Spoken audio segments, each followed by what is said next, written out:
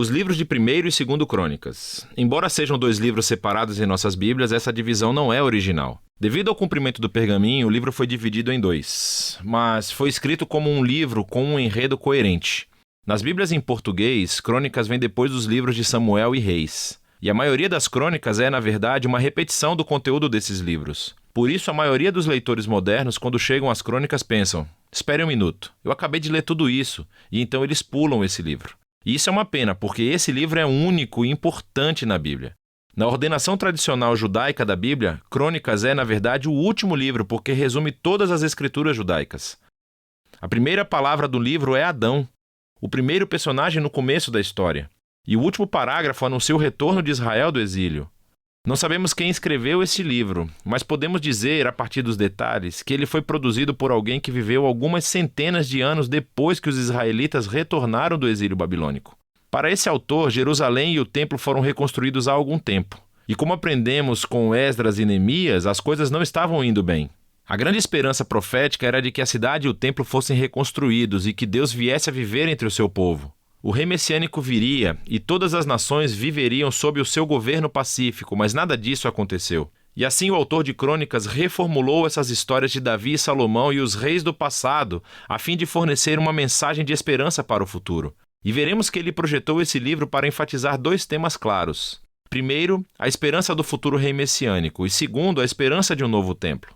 Vamos nos aprofundar e você verá esses temas no livro. Primeiro Crônicas começa com 9 capítulos de genealogias, longas listas de nomes. E você vai ler isso e pensar que é meio chato, e pode ser verdade, mas tudo isso é muito, muito importante. O autor está resumindo aqui toda a história do Antigo Testamento, nomeando todos os personagens principais das histórias. E ele molda as genealogias para enfatizar 2 linhagens principais. A primeira é a linha do prometido rei messiânico. Então, muito espaço é dedicado a traçar a linhagem de Judá, que chegou até o rei Davi, a quem a promessa messiânica foi dada. E a partir de Davi, o autor traça essa linha até o seu próprio dia. A outra linhagem da família que recebe muita atenção aqui é a do sacerdócio, os descendentes de Arão, que, é claro, serviam no templo. E assim, desde o início, você pode ver os 2 temas principais. Os autores esperam que o Messias venha construir um novo templo, e isso tem raiz nessas antigas genealogias. Depois disso, o autor avança para as histórias sobre Davi.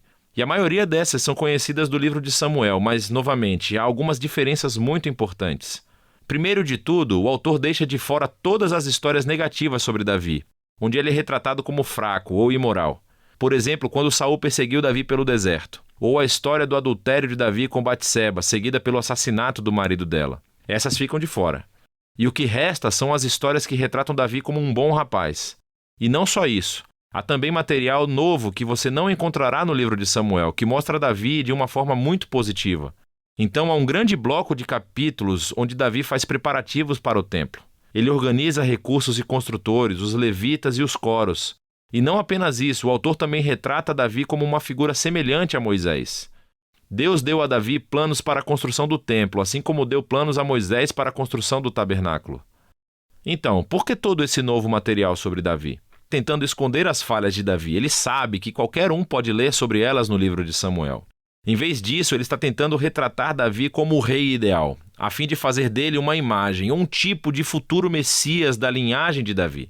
É muito semelhante à maneira como Jeremias ou Ezequiel falaram do futuro Messias como um novo Davi. E isso fica mais claro em como o autor reconta a história da promessa da aliança de Deus a Davi em 1 Crônicas 17. Ao comparar a história com seu paralelo em 2 Samuel 7, você verá que o autor das crônicas está destacando que nem Davi, nem Salomão, nem nenhum dos reis de sua linhagem eram um rei messiânico. E quando o Messias vier, ele será um rei como Davi. E assim, para esse autor, as histórias sobre Davi do passado são o que sustentam a sua esperança para o futuro. Depois que Davi morre, passamos para a 2ª crônica, que se concentra nos reis que moravam em Jerusalém. E, novamente, há muita semelhança com o 1º e 2º reis, mas existem muitas diferenças importantes. Assim, o autor deixou de fora todas as histórias sobre os reis do norte de Israel para poder se concentrar apenas na linhagem de Davi. E há muito material novo sobre esses reis da linha de Davi. Ele destaca os reis que eram obedientes a Deus e acrescenta novas histórias sobre como a sua obediência levou ao sucesso e à bênção de Deus. Mas ele também adiciona novas histórias sobre reis que foram infiéis a Deus. eles não seguiram a Torá e levaram Israel a adorar ídolos. E esses reis enfrentaram consequências terríveis que levaram ao exílio de Israel, uma bagunça que eles mesmos criaram. E assim, toda essa sessão se torna uma série de estudos de caráter, onde o autor quer que gerações posteriores de israelitas aprendam com a sua história familiar. E assim tornem-se fiéis ao seu Deus e à Torá. Agora, a conclusão do livro também é realmente única. No final do livro, o rei dos persas é Ciro.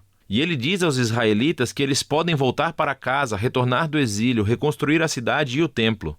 E ele diz na última linha do livro: quem quer que esteja no meio de todo o seu povo, que o Senhor, seu Deus, esteja com ele e que ele suba. E é assim que termina o livro, com uma frase incompleta. Agora, é claro, o autor sabe sobre o primeiro retorno do exílio e as histórias de Esdras e Neemias. Mas claramente, em sua opinião, as esperanças proféticas de Israel não foram cumpridas nesses eventos. E assim, esse final incompleto mostra que a esperança do autor está em outro retorno do exílio.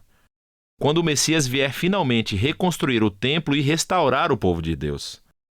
E assim, o livro das Crônicas, o livro final das Escrituras judaicas, termina direcionando o leitor para o futuro. Ele chama o povo de Deus para olhar para trás, a fim de olhar para frente, porque o passado se tornou a fonte de esperança para o futuro. Assim, Crônicas conclui o Antigo Testamento como uma história em busca de um final, e é disso que se trata esse livro.